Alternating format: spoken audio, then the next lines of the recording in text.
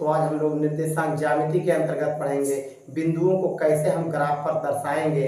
तो जैसा कि बिंदु आपके पास है 5, 2, जिसमें आपको पता है किसी बिंदु में हम सबसे पहले क्या लिखते हैं, भुज लिखते हैं और फिर कोटि लिखते हैं, तब बिंदु का निर्देशांक होता है भुज को x, कोटि को y कहते हैं।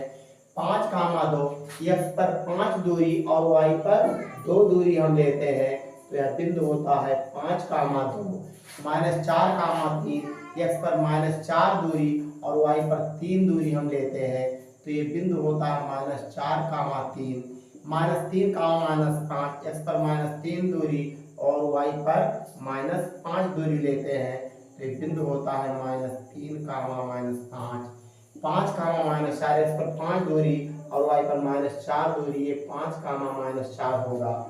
4, 0 x पर 4 और y पर कुछ नहीं, x पर 4 दूरी हम जाएंगे, 4, 0 होगा। ये -3, 0 x पर -3 दूरी और y पर कुछ नहीं, -3, 0 होगा।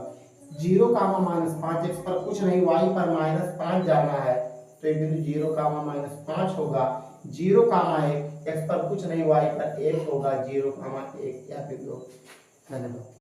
तो आज हम लोग निर्देशांक ज्यामिति के अंतर्गत पढ़ेंगे बिंदुओं को कैसे हम ग्राफ पर दर्शाएंगे। तो जैसा कि बिंदु आपके पास है 5, 2, जिसमें आपको पता है किसी बिंदु में हम सबसे पहले क्या लिखते हैं, भुज लिखते हैं और फिर कोटि लिखते हैं, तब बिंदु का निर्देशांक होता है भुज को x, कोटि को y कहते हैं।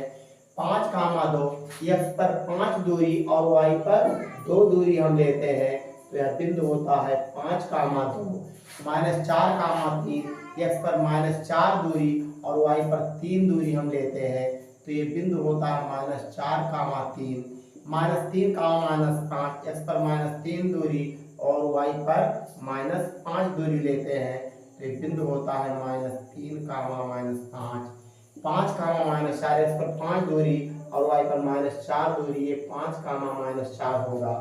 4, 0 x पर 4 और y पर कुछ नहीं, x पर 4 दूरी हम जाएंगे, 4, 0 होगा।